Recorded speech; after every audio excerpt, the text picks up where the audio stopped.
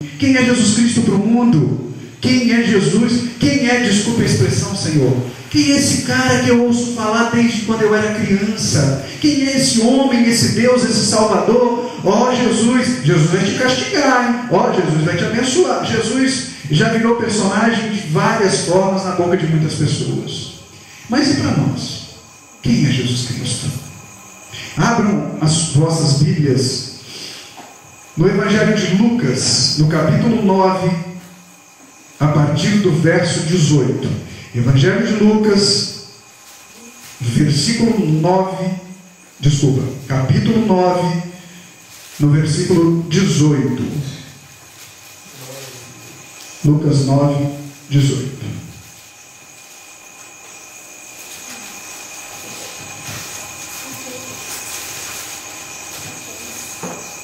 Podemos ler?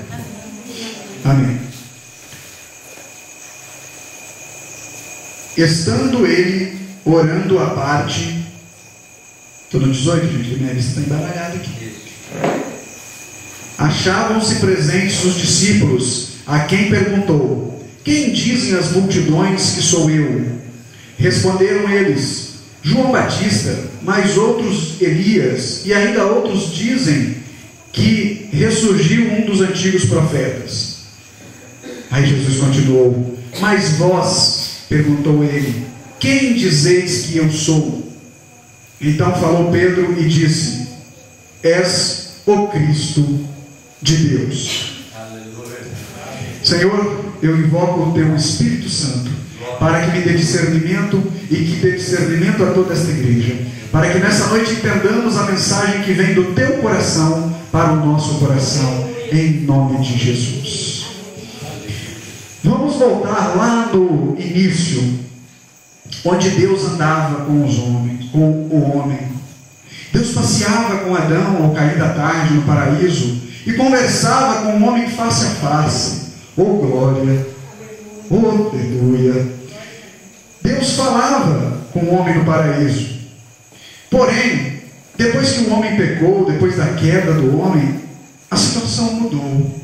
Deus parou de andar, de conversar face a face, mas Deus não deixou de se comunicar com a sua criatura. Deus não deixou de comunicar com a obra-prima da sua imagem, com a sua obra-prima, com a sua imagem e semelhança. Correndo os capítulos da Bíblia, do Velho Testamento, nós vemos Deus falando com Noé.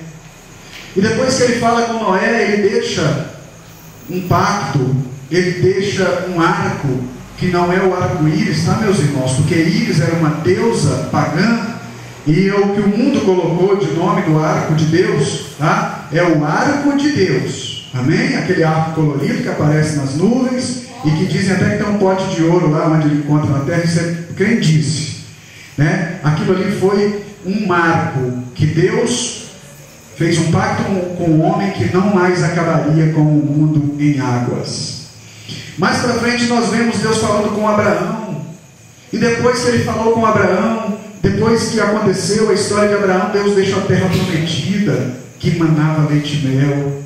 Com Moisés, ele falou uma sarça ardente, e ele colocou uma coluna de fogo à noite no deserto, quando o povo estava peregrinando após a libertação do Egito. E durante o dia ele colocou uma nuvem. Sabe por quê, meus irmãos? Porque o deserto é um lugar muito seco e muito quente durante o dia. Atinge altíssimas temperaturas, impossível de um homem sobreviver. E existia uma multidão de milhões de judeus caminhando no deserto.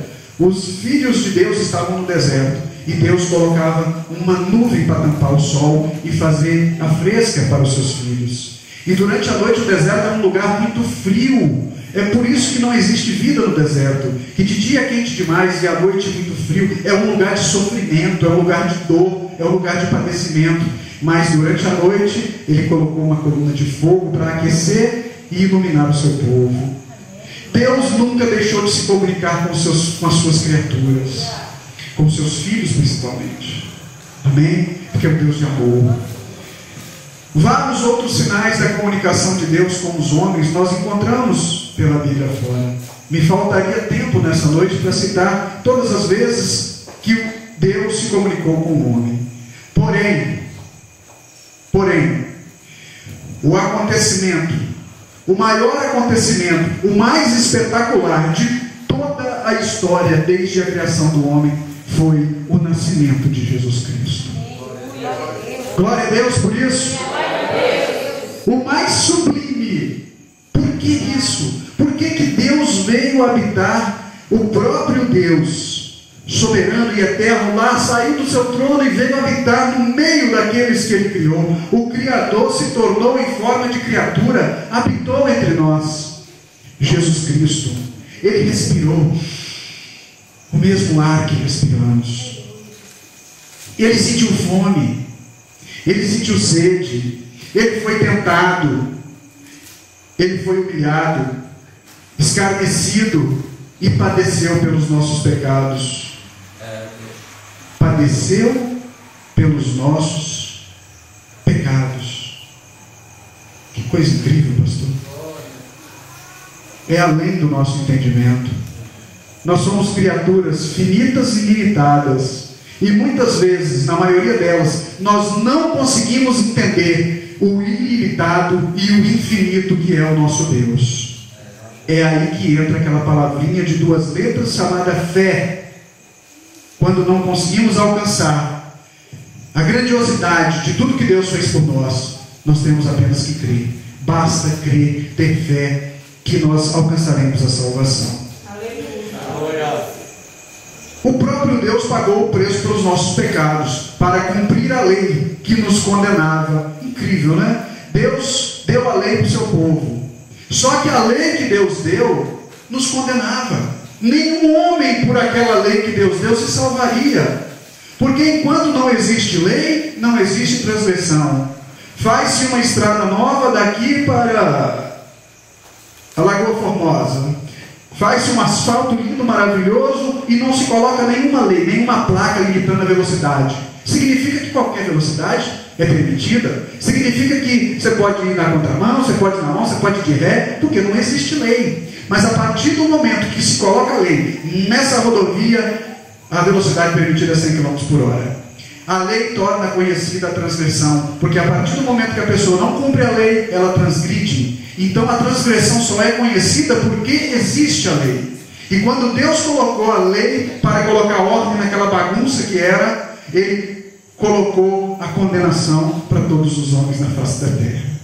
Porque nenhum homem conseguiu cumprir a lei.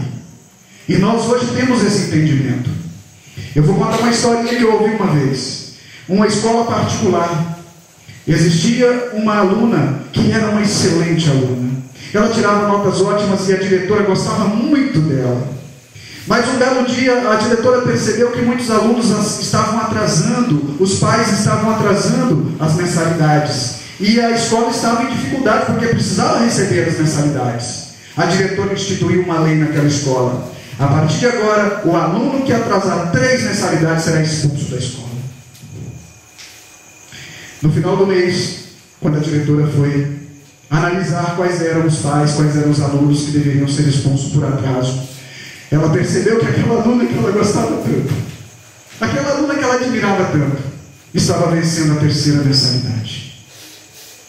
E pela lei que ela instituiu, ela seria obrigada a expulsar aquela aluna da escola. O que a diretora fez? Ela enfiou a mão no bolso, pegou o dinheiro do valor das 3 mensalidades e pagou as mensalidades para que aquela aluna não fosse expulsa. Isso é infinitamente, milhões e milhões de vezes menor do que Deus fez por nós, mas é apenas uma alusão ao que Deus Todo-Poderoso fez para salvar as nossas vidas. Porque Deus colocou a lei na terra, e por aquela lei Ele não teria nenhuma das suas criaturas, nenhum de seus filhos ao lado dele na eternidade. Então o que Ele fez? Ele veio e habitou no meio de nós. Ele viveu como ser humano para cumprir a lei que era feita para os seres humanos. Porque como Deus Ele não poderia cumpri-la, mas Ele a cumpriu como ser humano, em carne, em osso, e passando fome e sentindo sede.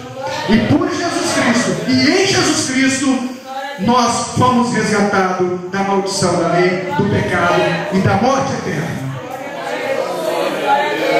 E tem muitos e muitos servos de Jesus e crentes na face da terra que ainda não entendem isso. Por que Jesus morreu por mim? Por que Jesus cumpriu a lei? Porque nele a lei foi cumprida. E a partir de Jesus não é mais salvação. Não existe. Bom, já não existia salvação pela lei, né? Mas a partir de Jesus nós temos o direito à salvação. Porque deixou de ser pela lei e passou a ser pela graça. Pela graça de crer em Jesus Cristo.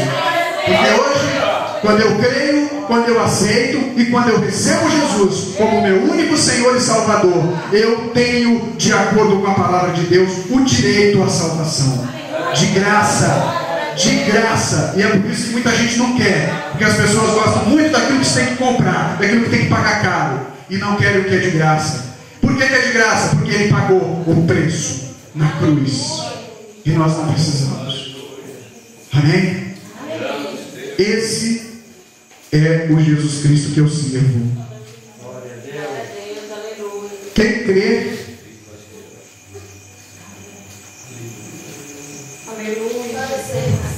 perdoa. Glória a Deus. A graça de crermos em Jesus Cristo. Essa é a graça. A salvação vem pela graça. Crer em Jesus Cristo. Mas quem é Jesus Cristo? Eu quero voltar aqui ao início da minha pregação. Quem é Jesus Cristo?